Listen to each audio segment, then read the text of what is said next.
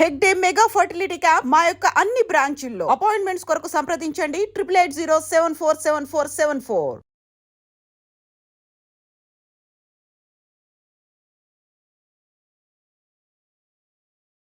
పెట్ dogs అంటే ఈ మధ్య కాలంలో చాలా మందికి కూడా ఇష్టపడుతున్నారు. పెట్ డాగ్స్‌ని పెంచుకుంటున్నారు. అంటే డిఫరెంట్ డాగ్స్‌ని పెంచుకుంటున్నారు. డిఫరెంట్ బ్రీడ్స్ అందుబాటులో ఉన్నాయి.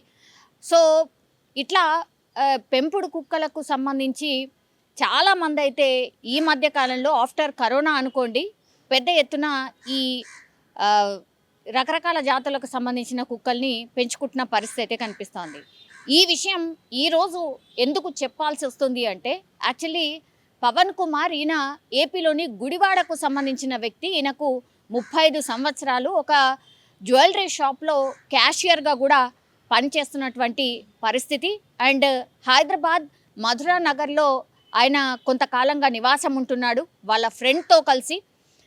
ఈయన పేరు వచ్చేసి పవన్ కుమార్, అట్లాగే వాళ్ళ ఫ్రెండ్ పేరు వచ్చేసి సందీప్. వీళ్ళిద్దరు కూడా అద్దెకి తీసుకొని ఇద్దరు కలిసి ఉంటున్నటువంటి పరిస్థితి అయితే కనిపిస్తోంది. అయితే ఈ పవన్ కుమార్ అనే వ్యక్తికి ఒక 5 సంవత్సరాల కిందనే విడాకులు అయ్యాయి. సో ఇద్దరు, ఈ ఫ్రెండ్ అండ్ ఈ పవన్ కుమార్ ఇద్దరు కలిసి ఒక దగ్గర ఉంటూ దాని తర్వాత వాళ్ళ పనులు చేసుకుంటున్న పరిస్థితి అయితే కనిపిస్తోంది. అయితే పవన్ కుమార్కి కొంత హెల్త్ ఇష్యూ కూడా ఉంది అని చెప్తున్నారు. అంటే బ్రీతింగ్కి సంబంధించిన ఇష్యూ ఉంది, అనారోగ్యంతో ఉన్నాడు. సో క్యాషియర్గా పనిచేస్తున్నప్పటికీ కూడా చాలా మటుకి లీవ్ తీసుకుంటున్నాడు, అనారోగ్యంతో బాధపడుతున్నాడు కాబట్టి రెస్ట్ తీసుకుంటున్నాడు అనే విషయం కూడా చెప్తున్నారు.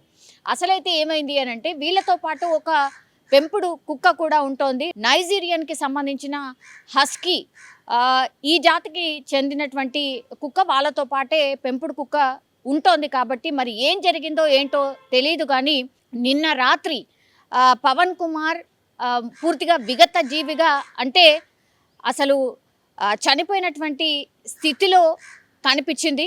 ఎందుకు అనంటే, దట్టు ఈ పెంపుడు కుక్క కూడా పవన్ కుమార్కి సంబంధించిన ఈ ప్రైవేట్ పార్ట్స్ ఏవైతే ఉంటాయో కొరికినట్టుగా కూడా ఆనవాళ్ళు ఉన్నట్టు పోలీసులు అయితే చెప్తున్నారు. ఎందుకంటే ఆ కుక్కకి కావచ్చు, అట్లాగే కుక్క నోటికి కావచ్చు పూర్తిగా రక్తం మరకలు ఉన్నాయి. కాబట్టి పెంపుడు కుక్కనే మరి కొరికి చంపేసిందా పవన్ని అనేది ఒకటి. పెంపుడు కుక్క అయి ఉండి ఎట్లా చంపుతుంది అనేది ఒక వర్షన్.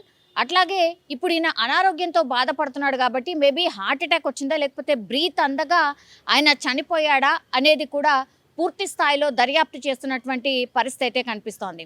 అయితే వీళ్ళున్నటువంటి ప్లేస్లో, అంటే పై అంతస్తులో వీళ్ళు ఉన్నారు కాబట్టి ఎవరికి కూడా పెద్ద యాక్సెస్ లేదు వాళ్ళ రూమ్కి. అందుకని ఎవరికి కూడా తెలియదు.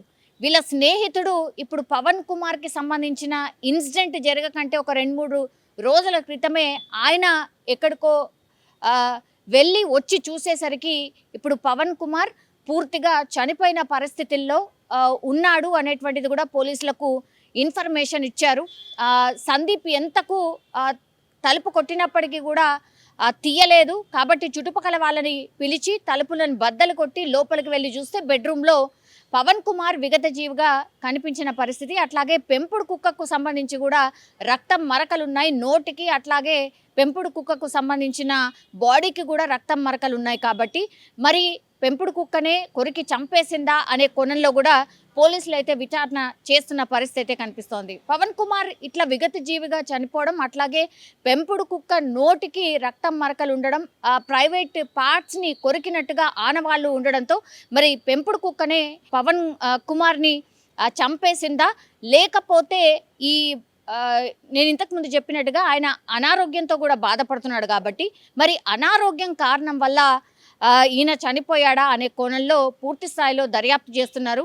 బాడీని అయితే పోస్ట్ మార్టానికి తరలించినటువంటి పరిస్థితి. కానీ ఇంటి లోపల నుంచి కూడా దుర్వాసన వస్తున్నట్టుగా కూడా చెప్తున్నారు. అంటే సందీప్ ఎప్పుడు, అంటే వాళ్ళ స్నేహితుడు ఎవరైతే ఉన్నారో సందీప్, ఆయన ఎప్పుడు బయటికి వెళ్ళిపోయాడు, మరి ఈ ఇన్సిడెంట్ ఎప్పుడు జరిగి ఉంటుంది, కొంత బాడీ డీకంపోజ్ అయి స్మెల్ వస్తుంది అని అంటే ఎన్ని రోజుల క్రితం చనిపోయి ఉంటాడు.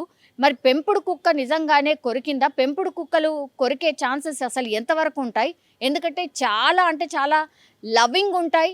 అట్లాగే ఇవి ఫిరోషియస్ అయినప్పటికీ కూడా కొన్ని జాతులు వాళ్ళు పెంచినటువంటి వాళ్ళనైతే హామీ చెయ్యవు, అప్పుడప్పుడు కొరుకుతాయేమో, బట్ ఇట్లా దాడి చేసి ప్రైవేట్ పార్ట్స్ని కొరికిన సందర్భాలు అయితే చాలా చాలా రేర్గా ఉంటాయి.